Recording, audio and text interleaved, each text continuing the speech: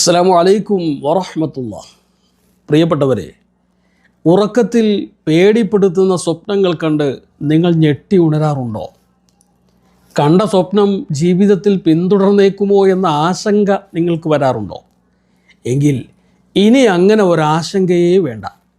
2-3 കാര്യങ്ങൾ ഞാൻ പറഞ്ഞു തരാം. അത് പ്രവർത്തിച്ചാൽ കണ്ട ദുസ്വപ്നം ജീവിതത്തിൽ ഫലിക്കുകയേയില്ല. മഹാനായ പ്രവാചകൻ്റെ മുന്നിൽ ഒരു സ്വഹാബി വന്നു. കണ്ട സ്വപ്നത്തെപ്പറ്റി പറയാനായിരുന്നു. അദ്ദേഹം പറഞ്ഞു, അല്ലാഹുവിൻ്റെ റസൂലേ, റഅയ്തു ഫിൽ മനാമി കഅന്ന റഅസി ഖുതിഅ. ഞാൻ കണ്ട സ്വപ്നത്തിൽ എൻ്റെ കഴുത്ത് മുറിക്കപ്പെട്ടതായിട്ടാണ് റസൂലെ കണ്ടത്. ഇത് കേട്ടിട്ട് ഫളഹിക്കൻ നബിയു, പ്രവാചകൻ പുഞ്ചിരി തൂകിയെന്ന ആ ചിരിയിലെല്ലാം ഉണ്ടായിരുന്നു. കാരണം പേടിച്ചു വന്ന സ്വഹാബിയുടെ മുന്നിൽ പ്രവാചകൻ അദ്ദേഹത്തോടൊപ്പം ഒരു മുഖഭാവം സൃഷ്ടിക്കാതെ അവിടുന്ന് പുഞ്ചിരിക്കുക വഴി അതൊന്നും പേടിക്കാനുള്ള കാര്യമൊന്നുമല്ല എന്ന ഒരു സന്ദേശമായിരുന്നു അല്ലാഹുവിൻ്റെ റസൂൽ ആ ചിരിയിൽ ഒളിപ്പിച്ചു വെച്ചത്.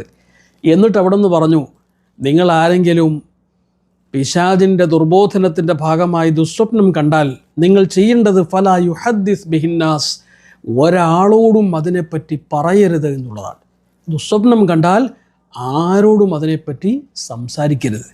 ഇന്ന് പേടിപ്പെടുത്തുന്ന സ്വപ്നം കണ്ടാൽ ഉടൻ ഫോൺ ചെയ്ത് എല്ലാവരെയും വിളിച്ചു പറയും, ഇന്നലെ ഒരുപോലെ കണ്ണടച്ചിട്ടില്ല, കാരണം എന്തൊരു സ്വപ്നമാണെന്നറിയോ ഞാൻ കണ്ടത് എന്ന് പറഞ്ഞ് പൊലിപ്പിച്ചങ്ങോട്ട് പറയാൻ അത് പാടില്ല.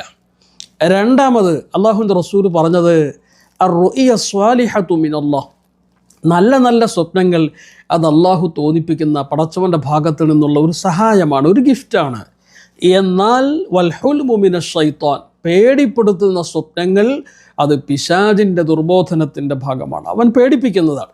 അപ്പോൾ അതിനുള്ള മാർഗം ഫഇദാ ഹലമ ഫൽയതഅവദ് മിൻഹു, അത്തരം ദുസ്വപ്നം കണ്ടാൽ പിശാചിൽ നിന്നും അള്ളാഹുവിൽ അഭയം തേടുക എന്നുള്ളതാണ് അതിൻ്റെ പരിഹാര മാർഗം. ഞാൻ ആ ദുആ നിങ്ങൾക്ക് പഠിപ്പിച്ചു തരാം. രണ്ടാമത്തേത് വൽ യബ്സുഖ് അൻ ഷിമാലിഹി, ഇടതു ഭാഗത്തേക്ക് തുപ്പുന്നത് പോലെ കാണിക്കുക എന്നുള്ളതാണ്.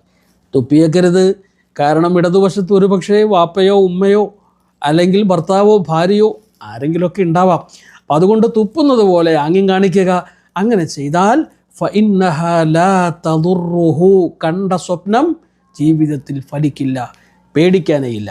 ഞാൻ ആ പറഞ്ഞ ദുആ ഇതാണ്, അഊദു ബികലിമാത്തില്ലാഹി താമ്മാതി മിൻ ഗളബിഹി വഇഖാബിഹി വശർരി ഇബാദിഹി വമിൻ ഹമസാത്തി ശയാത്തീനി വഅൻ യഹ്ളുറൂൻ.